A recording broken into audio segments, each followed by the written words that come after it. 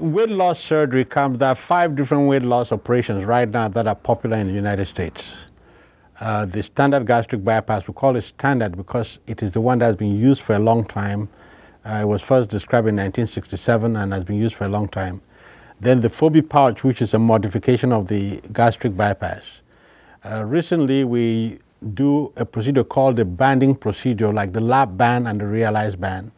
And then there's the sleeve gastrectomy, which is where they just remove part of your stomach and leave a small tube which works as a stomach and restricts how much you can eat. Then there's another procedure which is called the biliopancreatic diversion, which is a little bit more complicated. How do you decide who should get what operation? It's informed consent. We inform the patient about the various procedures. These procedures have different success rate. What is interesting is that the more successful the surgery is, the more the maintenance, the more there might be complications, and there's need for more follow-up. Like the biliopancreatic diversion is the best operation in terms of weight loss, but also it has complications of malabsorption that can occur. So you do not recommend this to just anybody. It has to be somebody who is knowledgeable enough to understand the medical complications that can occur and would come for regular checkup every 3 months. That operation is rarely done in the United States. It's most popular in Europe because people in Europe are sedentary. They stay in the same community for most of their lives. In the United States, people move like every 2 or 3 years. And if you lose a patient to follow up, the patient might go somewhere and get complications and never have anybody to do it. So most of us in the United States don't do the biliopancreatic diversion. The gastric bypass is the most common procedure that is done. It is effective. It can be done on everybody. And it's good for the overweight, the person that's barely overweight, the person who is extremely overweight. The Fobi pouch, again, is the gastric bypass with that modification.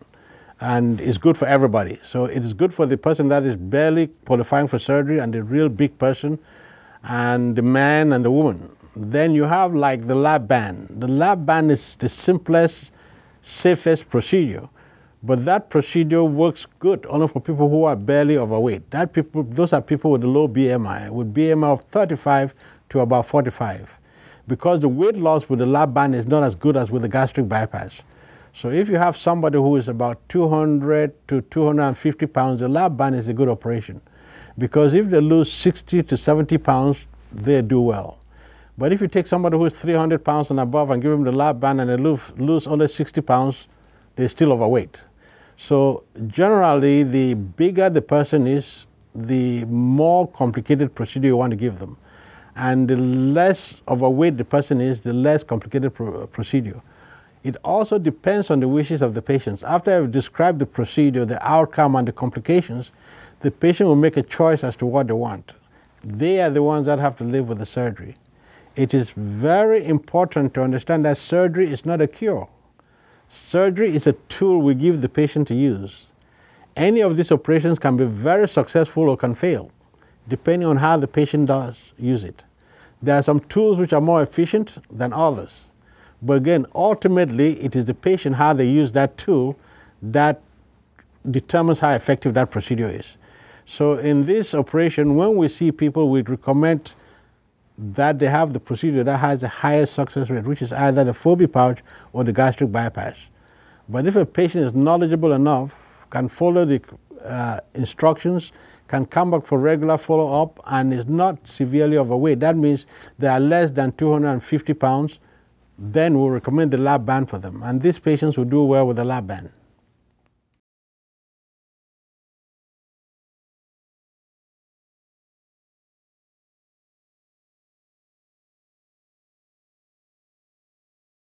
Where you have the surgery depends on a lot of factors.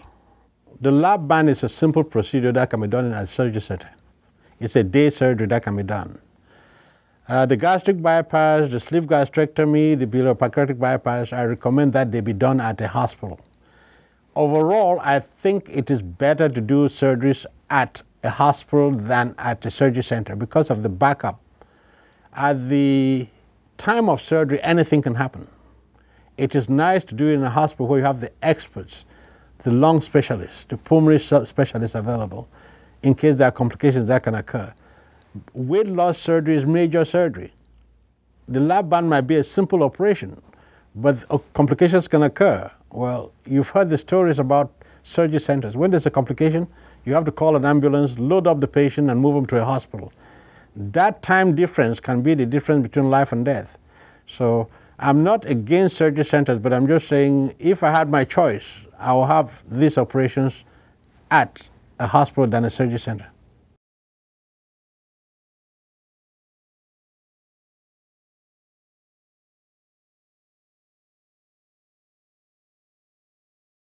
As I explained to you, surgery is a tool we give the patients.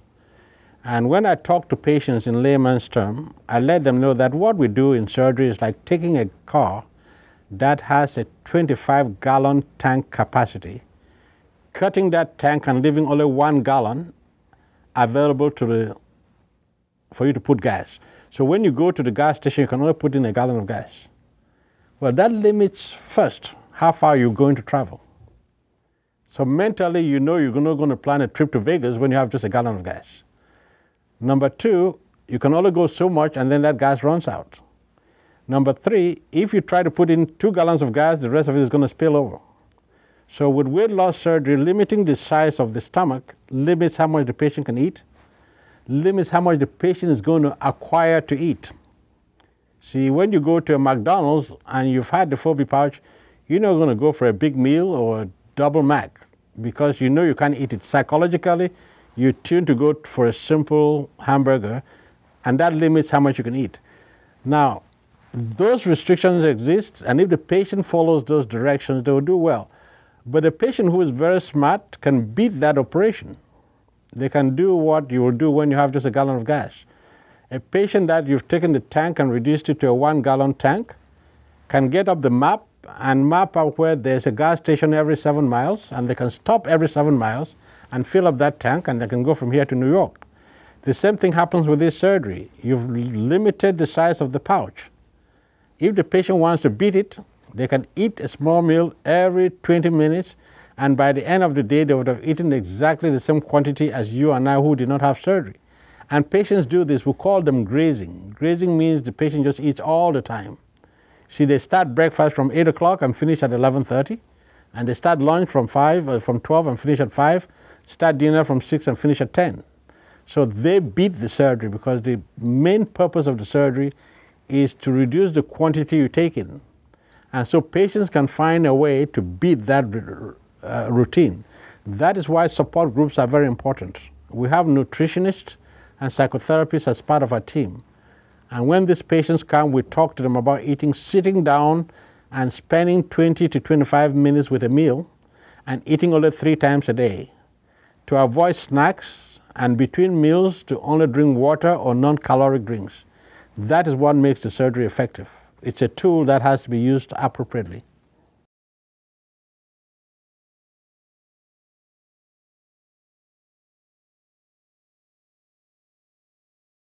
You have the surgery, you decided to lose weight. You can follow our instructions or beat the operation.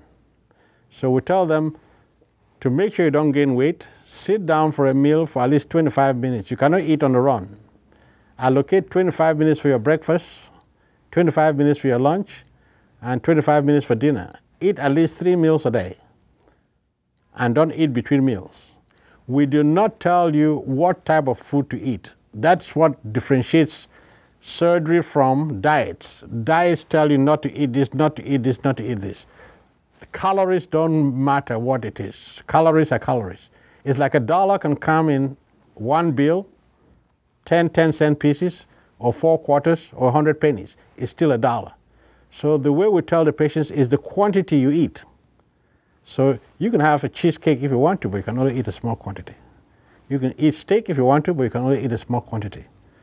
You can eat vegetables if you want to, but just a small quantity. So we stress the fact that the quantity you eat ends up determining the amount of calories you take, and therefore ends up helping you to lose the weight and maintaining it.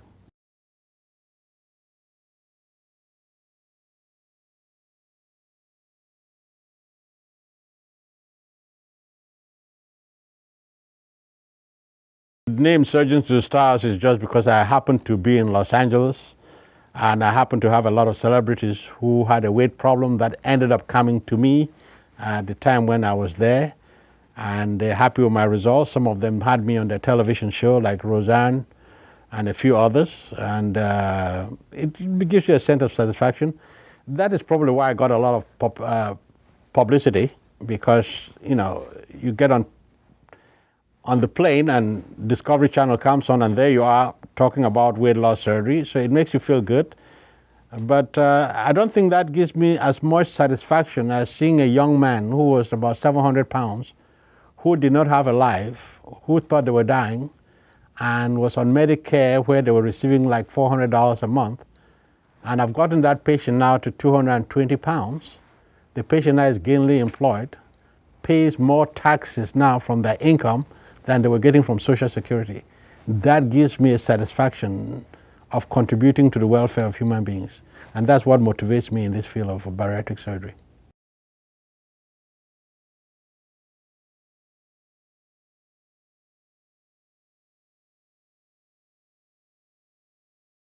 Well, the biggest fear patients have is the possibility of death from surgery. Surgery is a major operation. Weight loss surgery is a major operation. But fortunately, I'll say in the time I've been, I've not known about any patient dying on the operating room table. They do die from complications from the surgery. The death rate in bariatric surgery as reported currently is about 0.5% for the gastric bypass, 0.1% for the lap band, which are pretty good. That's about the incidence of mortality from gallbladder surgery, which is a common operation done. But we allay the anxiety of these patients by telling them our experience. We have them ask questions. How many operations have you done? Who has died? What did they die from? That information is open and public. The patients have a right to ask questions and have them answered. We have a multidisciplinary team. We keep our data, we publish our data. So all you have to do is to allay their anxiety, to make the patients feel comfortable, to let them know that they're coming to a medical center where the service is safe and they can get good service. The other thing patients are worried about is whether they're going to gain the weight at some time.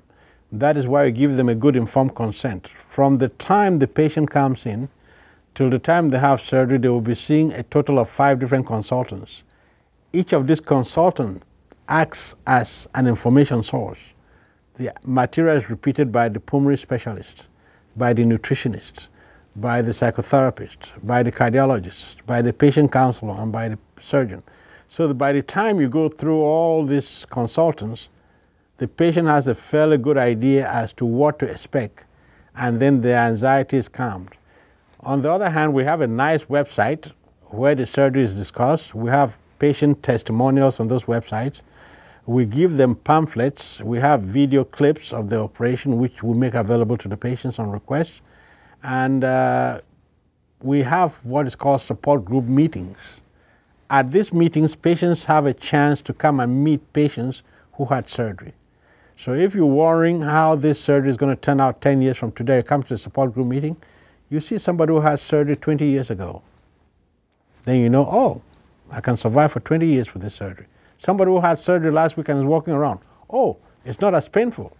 He had surgery last Monday and here he's walking around, so it's not as bad. And that is the way we allay the anxiety. The support groups seeing live patients who had surgery and talking to them. We don't tell them, we let them ask other patients who've had surgery. And that allows the patients to get a good appreciation as to the surgery, its outcome, and that helps allay the anxiety.